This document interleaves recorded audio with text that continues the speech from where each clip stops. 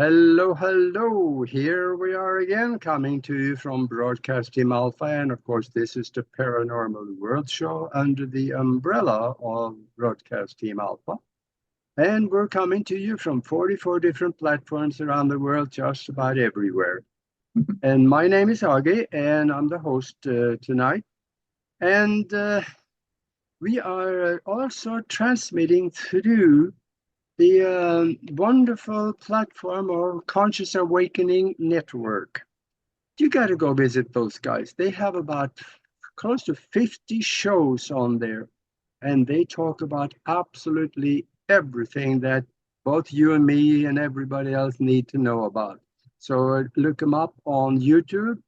That is Conscious Awakening Network, and also at consciousawakeningnetwork.org if you want to go to their website, which is a lot of other good stuff.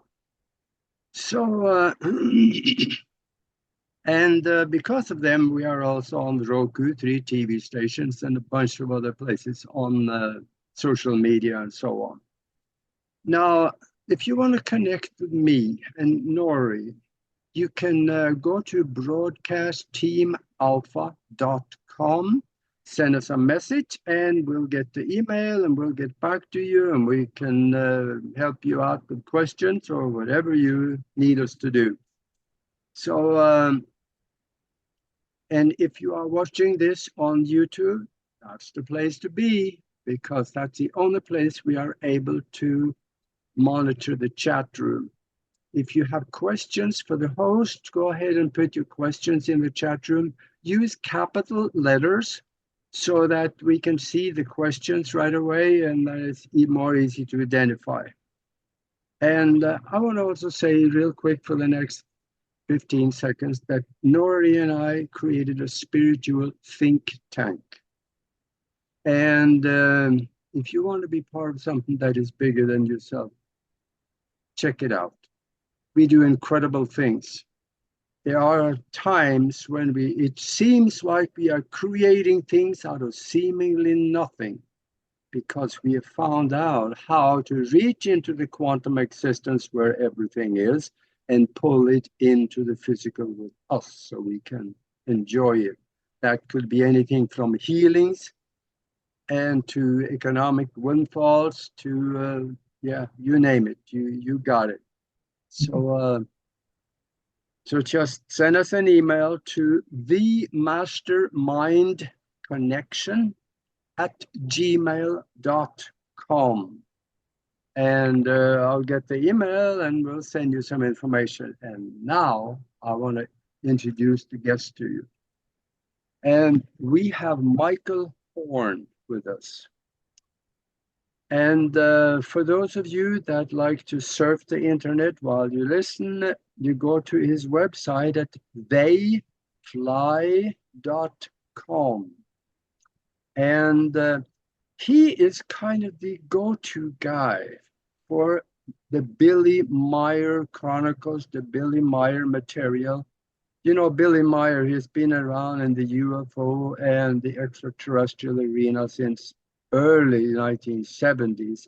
I heard about him way back in the decades, and I followed him because he is probably the one that I can think of that has absolute most credibility when it comes to UFO interaction. And he didn't have abductions. He was invited, and he had a decade-long contact. And Michael is about the only one that is communicating with him anymore. And just he's the last one standing here. Let me say just a few things about Michael. He is a media representative for the Billy Meier Contacts. And he's been a science researcher for 45 years. He's an author, an award-winning documentarian, and he's a lecturer, and he's being interviewed everywhere on shows like this one and radio and things like that. And now for the next hour, he's going to be with us. So we're going to get to ask some questions, and he's going to tell you some things we're going to talk about the predictions. Also, the predictions that the extraterrestrial, the information they gave to Billy Meier. And he wrote down decades ago. And now they're just being confirmed by science. But for those of you that want to know a little bit about what could happen in the future, yes, they talk about that too. So stay with us on this one, because there are some predictions about what's going to happen or could happen.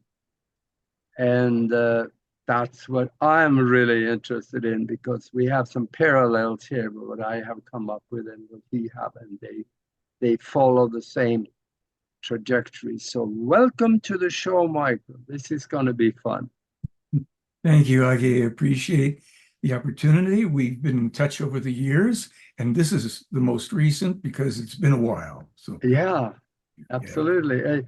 You know, a lot of times the viewers, they like to know a little more about you. There had to be an incident or something happened that brought you on to the trajectory that you are right now, involved in the UFO arena and the extraterrestrial information, instead of staying in the business world and becoming millionaires like every other American would want to do. Just how did it happen for you? well, actually, the earliest connection to this goes back to probably when I'm about 5 or 6, I think. I used to have dreams as a child that had night skies, dark skies, and fleets of these small, round, disc-like objects moving across the sky. When I was growing up, they were referred to as flying saucers. Um, I'm, growing up back in the 40s and 50s and all that. I then start to have it available to me, maybe just a few years after that, radio shows with space heroes, very primitive radio shows, and then very primitive television shows, hokey little rockets on strings and all this. I had dreams of, well, being underneath a disc, and I knew that it rotated and could move in any direction instantaneously. There was a man in a craft, kind of stern fellow, probably when I was somewhere between 8 and 10 or in there, and he was telling me things, and I was trying to remember them. Then, as time went on, I was in high school. I would have been about maybe, let's say, 15 at the time, when a young fellow came up to me in the main hallway of a school I went to in Chicago. And he said to me that his father was in the Air Force. This guy starts talking to me out of nowhere. I remember exactly where I was, what room, which direction. I don't remember the kid, except that he was there. He starts telling me that his father told him that a flying saucer had crashed and that they'd taken it to an Air Force base in Ohio, which I would subsequently understand to mean the Wright-Patterson Air Force Base. Yeah. That stuck in my mind. Bam. Okay, so throughout the years, here and there would be something else, a hint about UFOs, flying saucers. 1979, I walk into a bookstore in Los Angeles, California. It was one of those metaphysical paranormal UFO bookstores called the Bodhi Tree, named after the tree that the supposed Buddha sat under or whatever.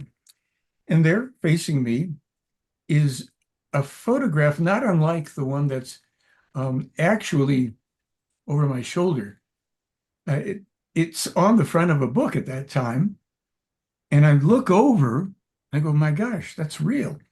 By the book, it starts the whole thing. The book had been published in 1979 by someone you knew too, Lieutenant Colonel Wendell Stevens and his partners Lee and Britt Elders, because they had been the primary investigative team to whom the world will forever owe an unpayable debt of gratitude for introducing this material. And I took the book home and I read, because not only were there photographs, there were analyses of photographs. There were thermographic photographic analyses, and there was information about, oh gosh, metal samples, sound recordings, and even quotes from these alleged extraterrestrials speaking to this guy. They're peppered all over. Now, I'm looking, I'm reading, I read, can only go so far, but fortunately, this is in 79, and then it's about, oh, let's see, 7 years later, I end up in a little cafe in Sedona, Arizona, up north of you. I'm there with a friend of mine, my daughter. We're sitting in a big, empty health food restaurant, really huge. And we're the only ones there, except there's a guy at the other end. So we're waiting for our famous avocado and wheat sandwiches.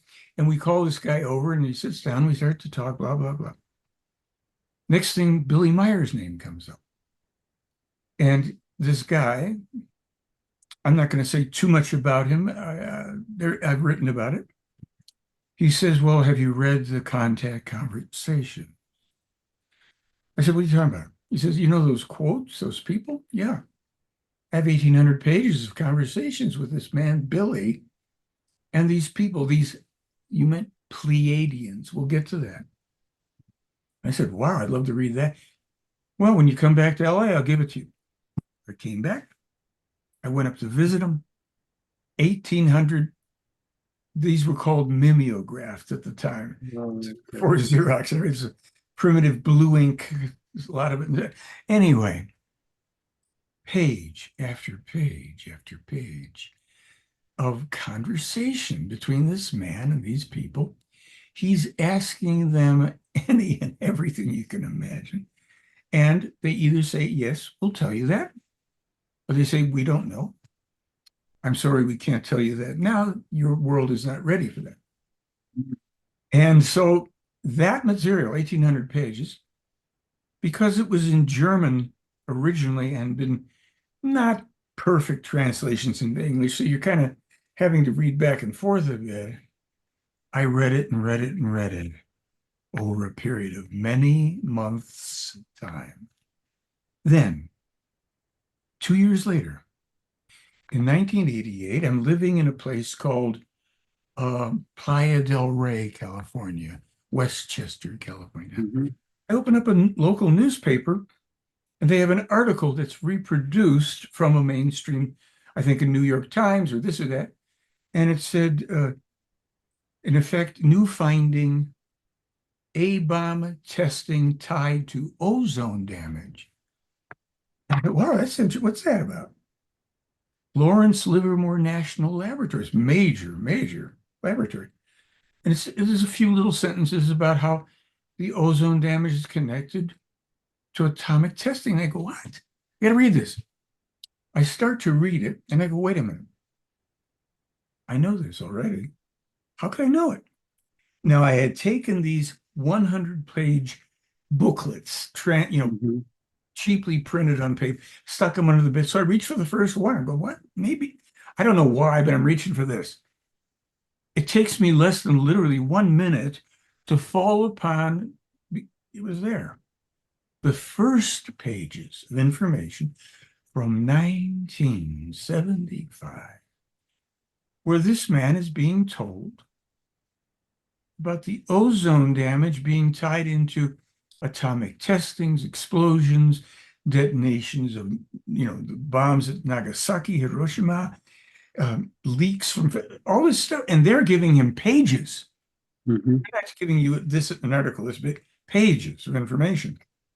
I keep reading, and in this block on, and maybe in 1 or 2 more, there's more. I'm going, what the heck? Yeah. Now, I said, wait a minute.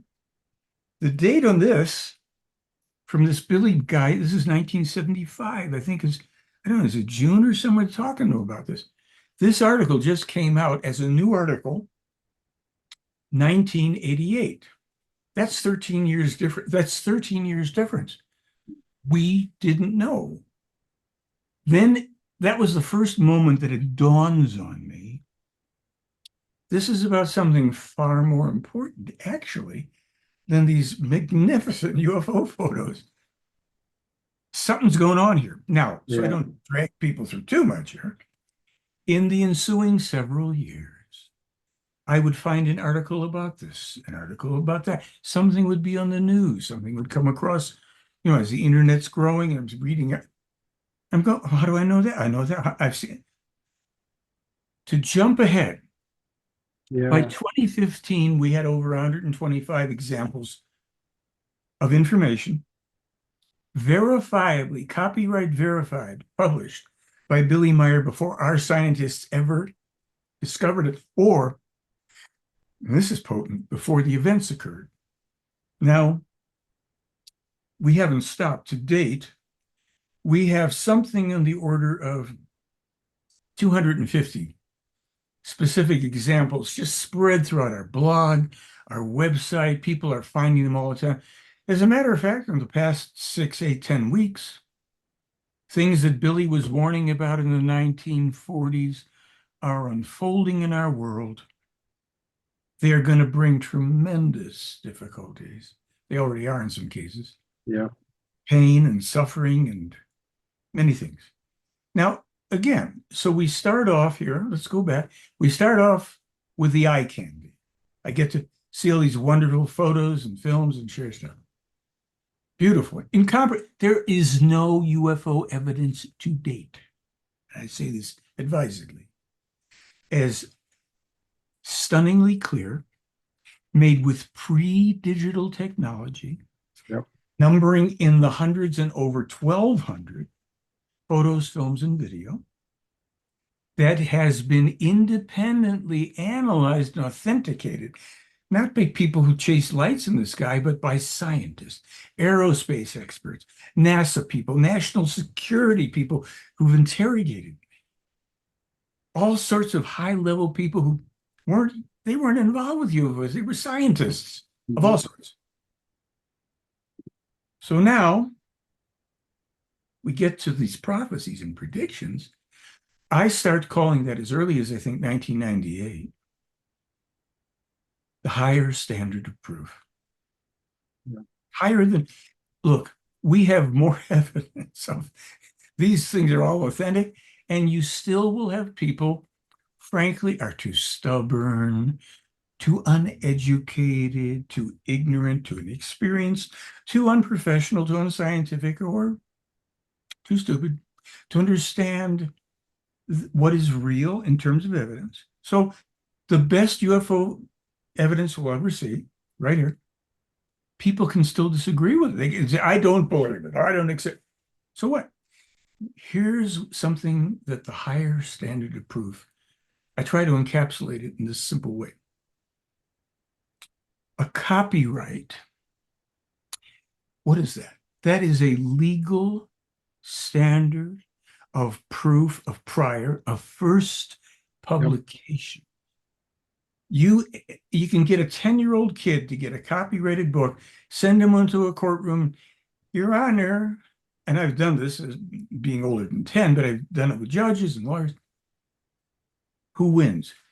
The copyright prevails. Now, let's be really clear so that people will understand. If they want to understand and get past all this phenomena, which frankly is now, in terms of our lives and the rest, is basically useless to us. What isn't useless is when you take something from 40s or 50s, 60s, and Billy Meier, that we can prove he wrote it, even if he only wrote it in the 70s or 80s, and it just happened 10, 20, 30, 40 years ago, and we can prove that it was published then and that it's correct.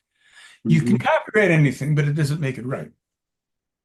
Yeah, So it has a history before. it's got to be.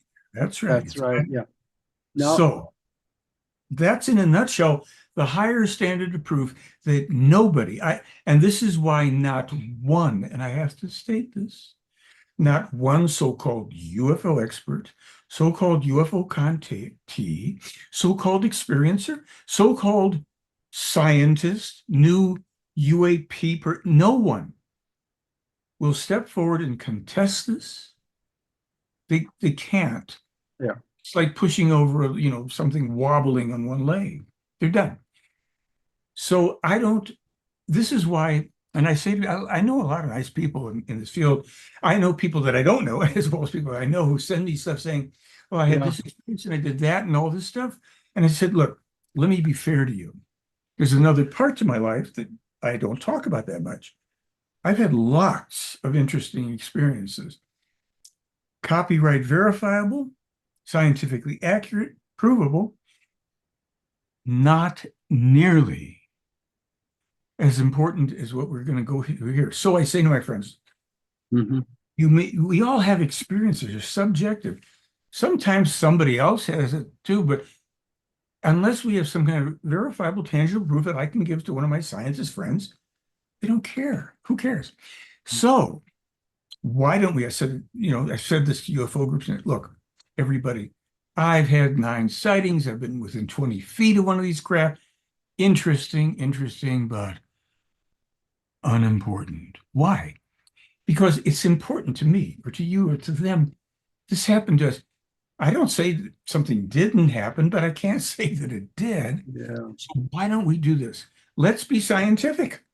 We don't have to have a degree from Harvard like an Avi Loeb who doesn't know his head from a hole in the ground and wants to publish books about UFOs and extraterrestrials because he wants to make a buck and be important. And that's the meaning of life in America. Be famous, be wealthy, be rich, pick up on something that's popular, go out and tell everybody you're an expert on it. Yeah. Yeah. I You're know damned with what it's it a lot of really that. does. Okay. So I've had it with those people, and I'm not going to change them. They're going to fight for the last 15 minutes. And when certain things occur in the world, they're going to be weeping along with everybody else. And what their little mantra is going to be is, why didn't somebody warn me? Yeah. Because we Yeah. did. You didn't want to know, folks. So, We know that he wrote about things back in the 70s and the 80s. This now has been proven to be true later on. That is in the past. But the extraterrestrials that gave him the information, who were they? There's 2 terms out there. One of them is used to Pleiadians and the other Pleiadians. sure. Let me explain that because that's a good question because Billy Meier Yeah. is the man who coined the term Pleiadians with the help of these people. Here it is, Mm. folks. Just in case you think you're contacting Pleiadians, channeling Pleiadians, dating Pleiadians, marrying Pleiadians, having their oh, stop the presses. There's no such thing. No Pleiadians. Oh, what? In January of 1975, January 28th or 25th, whatever, Billy begins meeting with this alleged extraterrestrial woman. And somewhere in there, they start him on this course and they say to him, so we'd like you to tell people that you're meeting with the Pleiadians. He goes, well, who's the Pleiadians? Yeah, what's that? What's that? He says, there's no such thing. He's told, okay, hold on. We know that. You know that. But the world is not going to know for a while. So what's going to happen, Billy, is the following. We're going to tell you what's going to go on now for a good chunk of time. Once you start publishing your own amazing photographs and the information and the warnings and everything, people are going to come out of the woodwork talking about Pleiadians. Why? Because you're going to use that term. He says, but yeah, here, let's make it simple so you don't keep asking us, Billy, every time. As soon as anybody says anything about Pleiadians and they use that and they refer to like there's this funny group. I think they're based in Poland with some woman and a bunch of young kids pretend to be Pleiadian. I mean, it'd be funny if it wasn't so horrendously damaging. But whenever you see that term, Billy, don't contact us. Don't ask us if this is real, is this true. It's not true. You know, we know. And we'll let you know the next thing about that. So it's not until about 1995, 98, somewhere in there, they say to him, okay, because by then the world has been flooded with every goofy claim and fake this and that. And he knows, and Billy goes, yeah, oh my God, another one. So they say, okay, let people know, because soon our official mission on Earth is ending. We're still going to be in touch with you for a time, but let people know the truth. Yeah. We are the Playaran people. You know, the J sound being a Y kind of a sound in certain languages. So it's the Playaran, and our ancestors are an extremely ancient race, going back millions of years. They were space travelers millions of years ago. But, you know, people are going to start imagining these space brothers and perfect beings.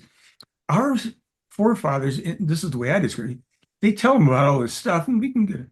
They're basically gigantic Star Wars warriors on steroids.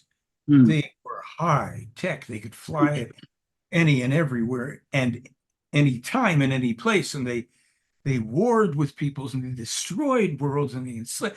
Not good stuff. So these people that Billy meets with today, Yeah. they are fully human. Some look like, let's say, different races on Earth. Nordic, there are Asian-looking races, Middle European-looking people, more Negroid-looking people, and a wide variety of other variations on the color theme that we don't generally associate with anything except science fiction. So, okay, we got enough. You know, if we got too much information, the poor racists would be so busy all the time trying to figure out who to hate next. They got their hands full. So here we have the Playaran people. And then we learn over time a very interesting thing. These Playaran Star Wars crazy warriors, there's some other races connected to them, not what everybody thinks, but it was 52,000 years ago that the ancestors of these current day Playaran people finally got some help. They were crazy with themselves and each other. They warred, they had politics and religion. Imagine that. The two craziest things on earth, they had them too. So they had to settle down, and there were teachers that came to their world. There was some technology that was utilized. And 52,000 years ago, they came to peace amongst themselves and peacekeeping and peaceful. And that evolved. Their own mission evolved. And that they became part of an even more ancient mission going back hundreds of thousands and more years that was started by an extraterrestrial in what's called the Lyra star system. We're not going to get too complicated because people got too much. To answer your question, these current day Playaran, started the term Pleiadian just so they could start separating the imbeciles from the real thing. And so that those of us who would survive, who would last, who would work our way through this material, we didn't have to, there's nothing to believe in the Meier case. You know, not a belief there. Fact, we don't know fact. Fact, if you figure it out, we know it, but you don't have to believe it. You better figure out if it's true or not for yourself. So here's the thing. We've been presented with a vast amount of historical information about our origins, their origins, things that happened in other star systems that were brought here, and all this stuff. If anything would be useful now to the people in this overall community, in my opinion, it would be to stop romanticizing, mystifying, worshiping, following, and looking outside of ourselves, because the core part of this material says your answers are within. And here there are teachings, like there always are great teachings, there's false, there's great teaching, but you must study it and test it as if you were testing anything: how to fix a car, grow a garden, repair your computer. A teaching, not a belief. I believe if I connect wire A to terminal B, poof, that wasn't a good belief. He's no longer here. So we look at teaching. We get away from projecting all this interest into the crafts that they came in. That's the eye candy. We needed to get their attention. And here's another reason for it. One last thing, and I'll shut up. Yeah. And I Yeah, see, I, sing I see Go that ahead. we're down at the bottom of the hour here. Oh, And shoot. for those of you that joined us late, we are talking with Michael Horn, and he is the go-to guy when it comes to the Billy Meier material. You know, that Swiss farmer that started having visitors from space, from the Pleiades or wherever they would have, they got bases probably everywhere. So they came and visited with him and they gave him information about things that had happened, were happening at the time, and what would happen.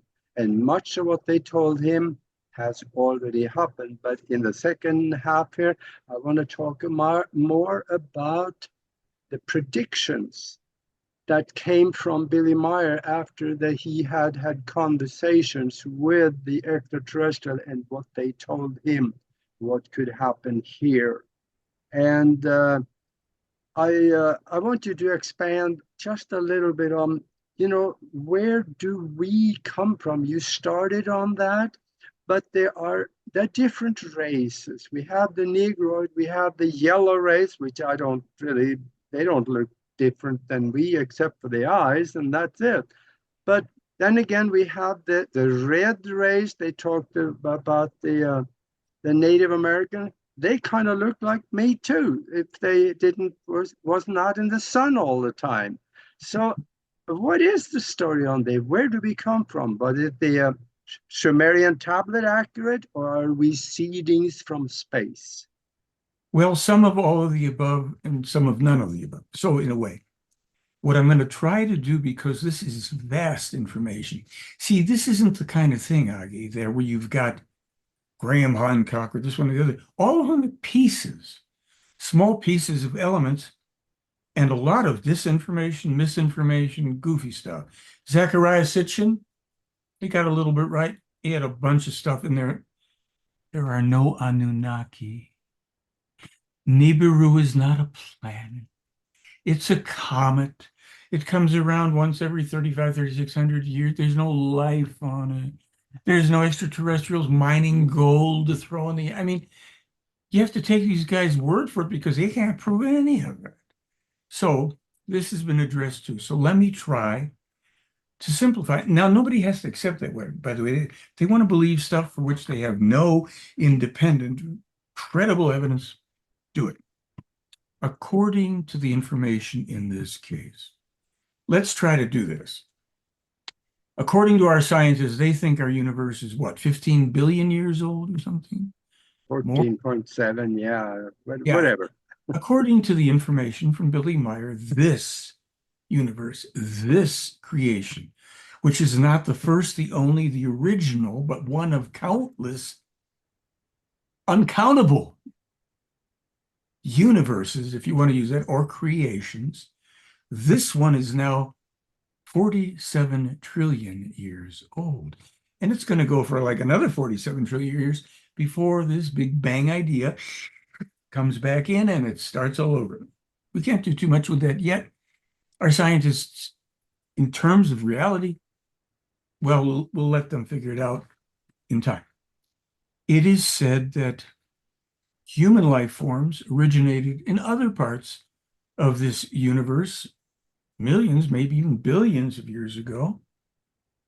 Some of those races, some of their planets, some of their suns no longer exist because, not because they weren't there, like the scientists say, well, there's no evidence. It's because it all went back into energy. These things, these systems came and went, just as this one will and all the rest. What we are told to consider is this. Human life is spread throughout this creation, this universe, with literally hundreds of different colors. Human beings of different sizes, meaning heights, weights, numbers of fingers, maybe eyes, ears, different variations on this theme. Some look more like us, some look less than like us. Right now, while Meier has described the kinds of other humanoids, human beings, body forms and all that, let's not get too mixed up because there's a lot of New Age disinformation mixed in for which there's no evidence. But what Meier said is, as far as we're concerned, these ancient Playar and their ancestors who came from this ancient Lyra system, Lausanne, etc., that goes back some billions of years ago. And over time, with the crazy ones who got a little bit too much violence going on, they destroyed worlds, they destroyed systems. Yeah. And some, though, got away from that particular path where they were pretty heavy into that Star Wars stuff. And they emigrated away and they found themselves in the Sirian star system, Sirius A and B. And this splinter group of the original, what you could say the original Playar, decided that they wanted to follow a path of spirituality, if we can call it that, of arts and beauty and stuff. And what they didn't like about themselves, having their ancestors as a reference point, was this propensity for violence and conquering and aggression and all this stuff. So what they decided to do, they genetically manipulated themselves. These are highly advanced technologically. So they genetically manipulate themselves to get rid of this, not only their aggression, they basically just about annihilated their own fighting spirit, which every creature at any size in all of creation, biology, and nature needs some form of defense, flight, fight, do something or you're done. So, because they still were not the only beings in creation and not the only technologically beings in creation, and unfortunately, mixed in this whole, soup out there, were already evolved space traveling races who were still warlike. It's part of an evolutionary thing. You need the aggression, certain level of barbarism to get tough enough to survive until you master this. You evolve your conscience, but you have to be balanced.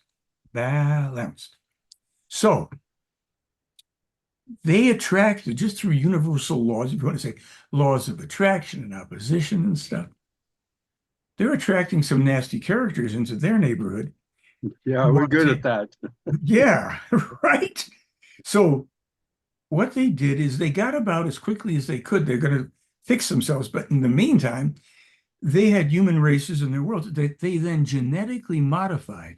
And they made two very important modifications. Now, these were people that already had lifespans 1,500 years and more long, way up there. They took races that they could work with in this way, and they lowered their lifespans down to barely more than 100 years at the most. And they did one other critical thing that has cursed humankind since then. They cranked up that long, let's say, modified aggression and violence propensity, because they wanted these people to protect them while they were getting around saving their butts and rebalancing. When they did that, and they were successful with it, there were millions of these, what they call genetically modified human beings. And there is a lot, I'm going to make some jumps because there's many steps here. It involves other planets in our solar system, comings and goings. Actually, the Asian peoples that we know as Asian people came from planets on the other side of the sun. Their original comings here were over 20 million years ago, most recently 26,000 years ago. The modern day people that we would say are Asian-oriented or derived races are, to whatever degree of dilution or directness, modified human beings of a pure, separate, racial direction, whatever. Now, over time, many things happened. There was another populated planet in our solar system where a splinter group of these people arrived, because when the people in the Sirian star system felt that they had gotten themselves ahead of the game enough, they looked around some of the hierarchy. And they said, you know what? We don't need these people anymore. They're just trouble. Let's get rid of them. And another faction in their world, because these are people that are advanced, even in consciousness, supposedly, they said, whoa, we just don't go and exterminate people. And that was a polarizing position. It came to pass that at a certain point in time and space, the positively intended, more benevolent benefactors facilitated the escape and removal of many millions of these people in huge ships. They got into space, they fled, they went into ultra-time space. They found another galaxy, a crazy galaxy with spiral arms. They went out to the distant end of a spiral arm. There's a couple planets, they plopped down. Yeah. There's Earth, there's Mars, Molona, also known as Phaeton.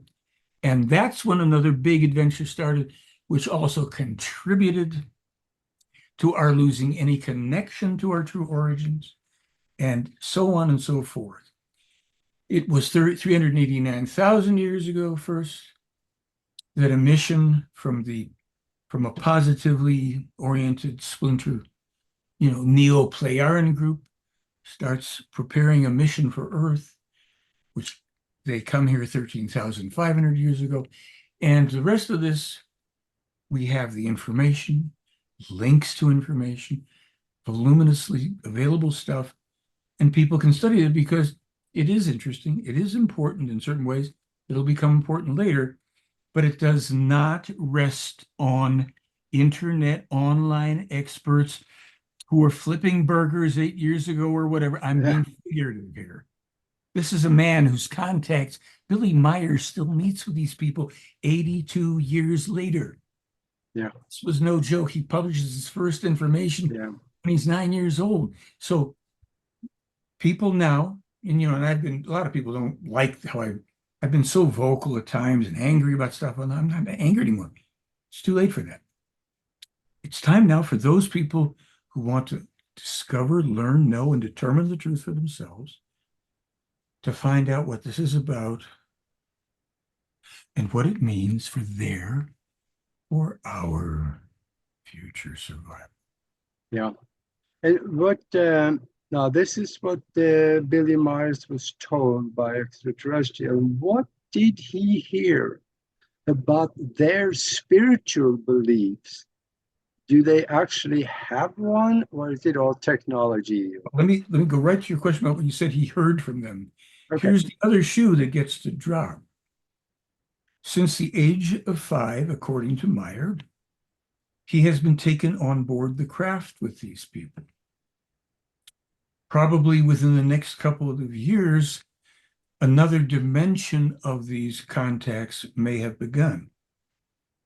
Why would they take him and put him on a craft by himself at 5 years old or 7 years old?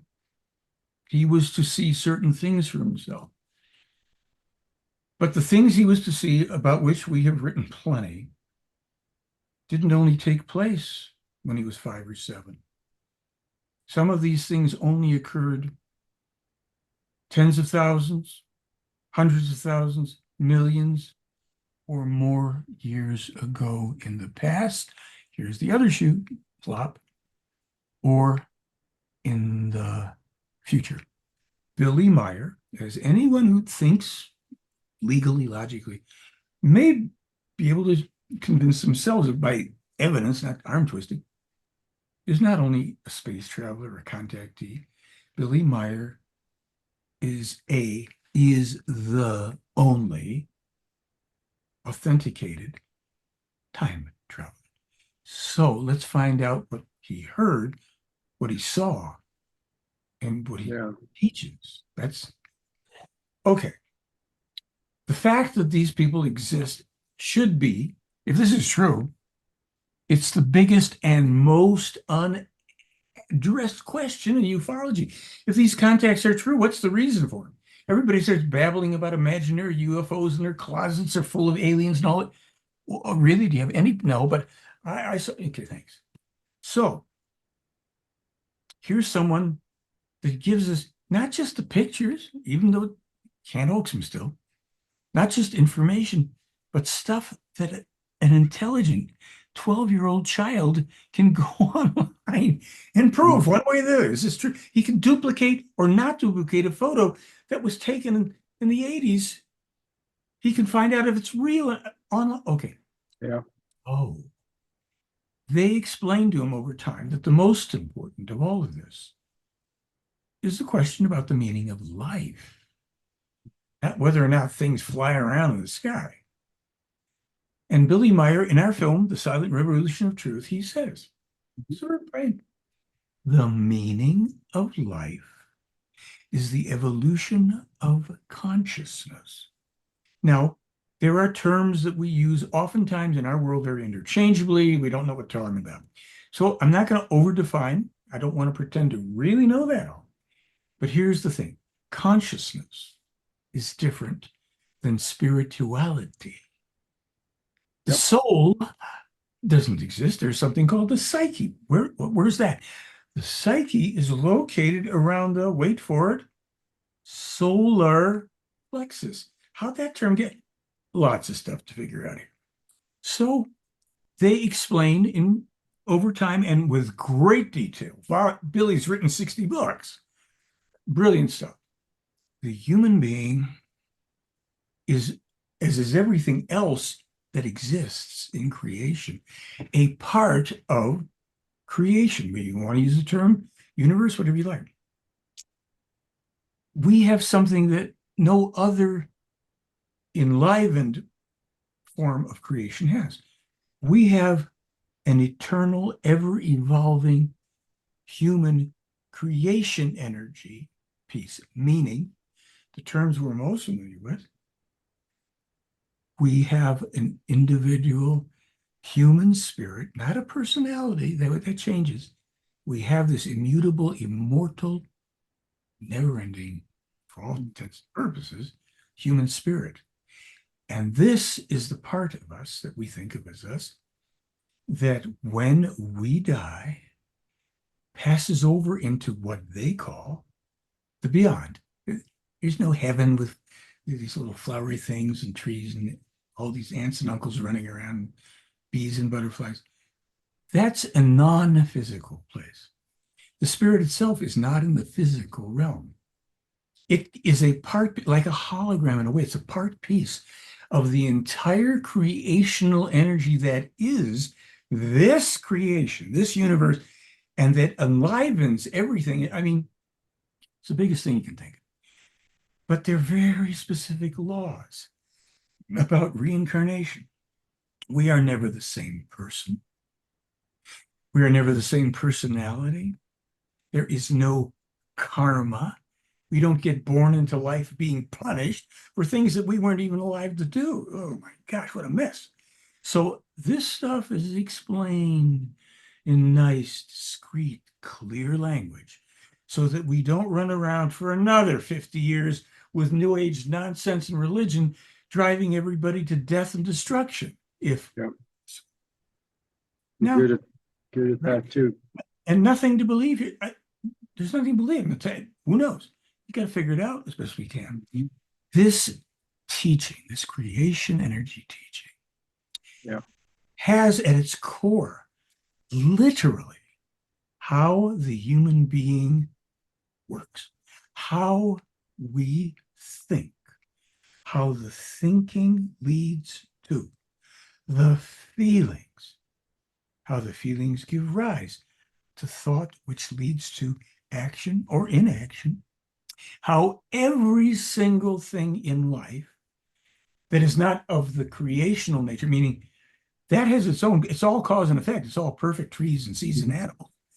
But everything we see that's been made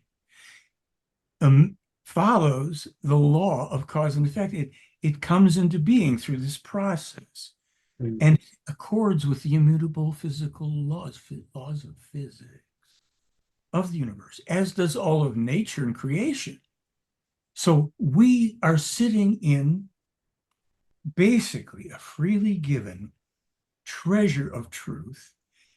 If we had as human beings, all these in our human history had the wisdom to learn from the first, let's say, 6 prophet contactees who came here before Meier, who were in contact with the same people. If we had just learned and not warred, we wouldn't be on the literal eve of destruction, and Yeah. we'd be space travelers, lots of things. But we're dealing with what we have now. And it's a nice thing now if people find out about Mhm. the Soloway Peace meditation done on behalf of the people of Earth by over 3.5 billion extraterrestrial human beings to try to help us, to help ourselves, to bring peace first to ourselves, to our world. And okay, let's evolve. Yeah, that's the tricky one. As long as you have politicians and people in of influence, that is from what the Darth Vader would have said, the dark side. It's going to be a little tough to do, but we are gaining. But I also want to, I see we are coming towards the end here, but speak a little bit about there are things that the extraterrestrials told Billy Myers about the future Yes. that because he has been so accurate about the past, we should definitely consider what he talks about in the future. Well, you're right. And here's one better.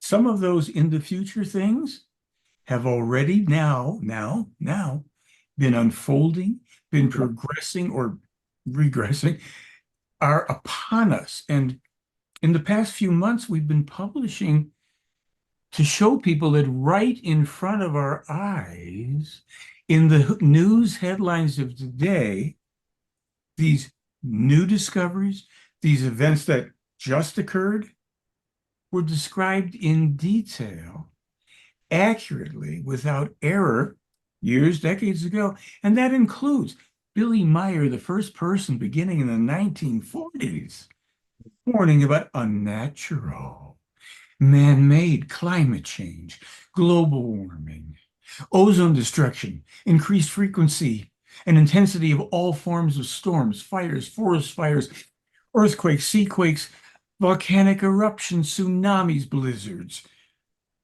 melting of the glaciers, everything. Go online today, folks.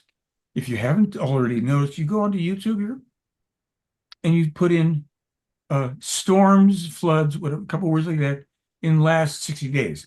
You will find that the world has been inundated.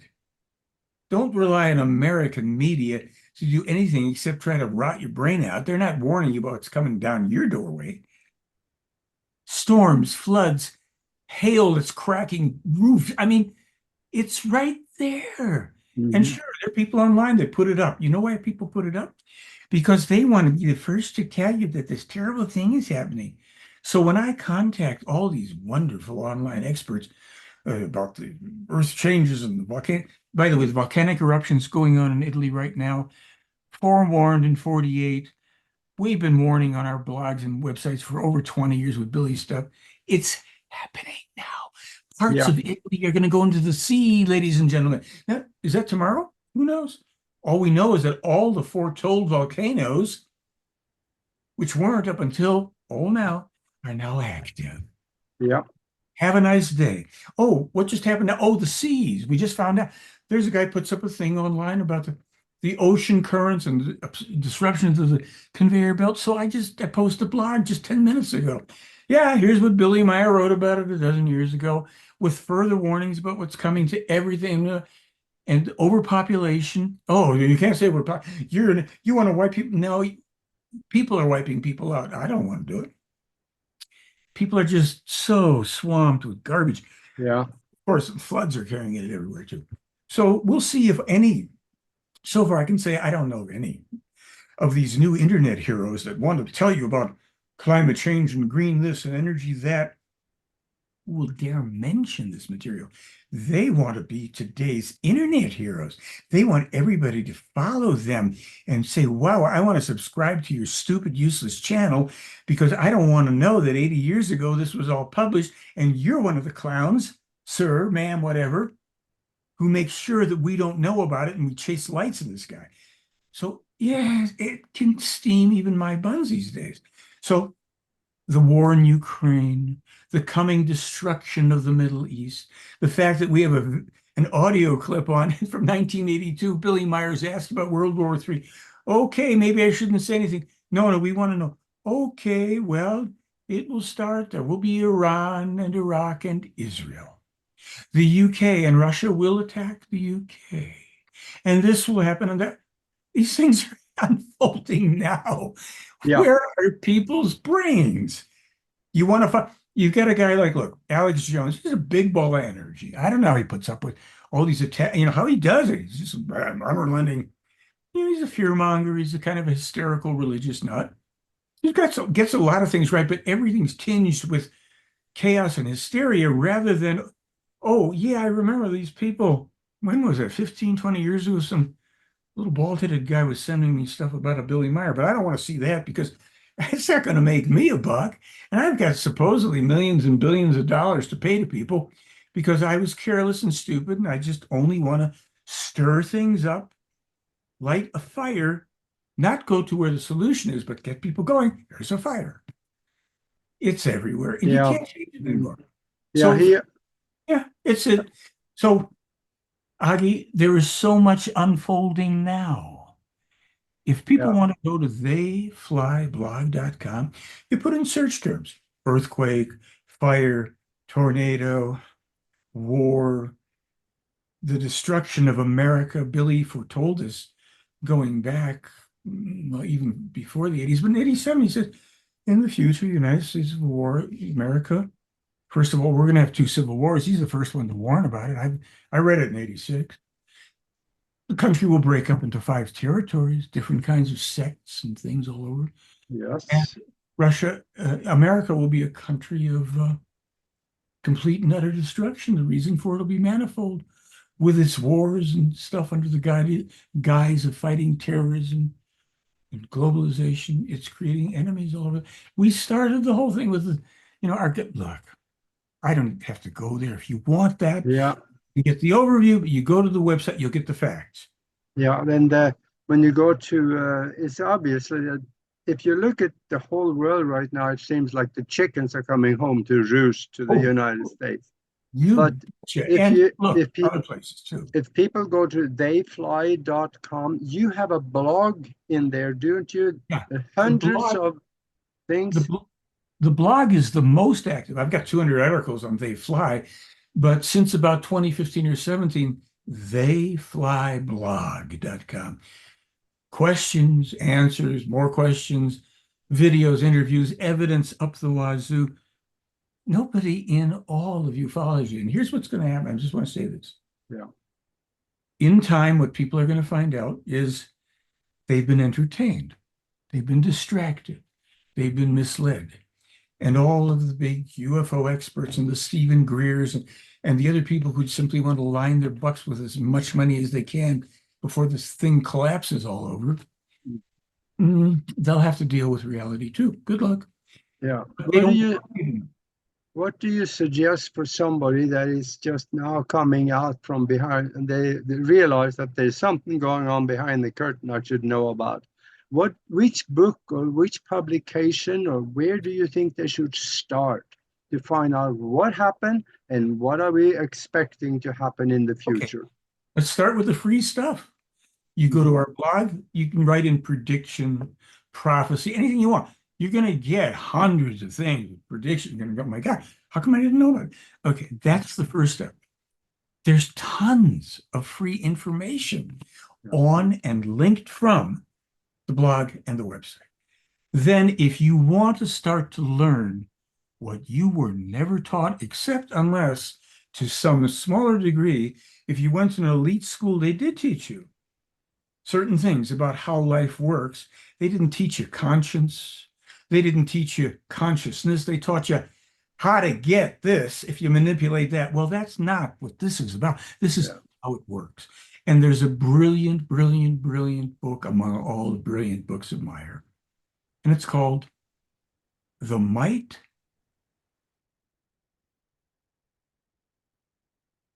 Oops, you froze. Okay, he froze. So let's see if it loosens up here in the next minute or so. It's well enough into English, Yeah. right? The might of the thoughts. Please Yeah. do yourself a favor. Start to create a library because you're not going to be able to get online in some certain years. You'll need something that you can hold in your hand that's tangible Yeah. that you could study for the rest of your life. Absolutely. Okay, well, we are down to the end here. So I really enjoyed this talk and I thank you very much for coming on with us.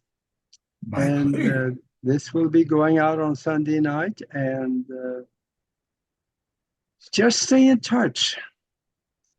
And I I'm hoping you will be able to come down to Tucson to speak at MUFON down there. They're good people and they have a good crowd. So Let's put it this way.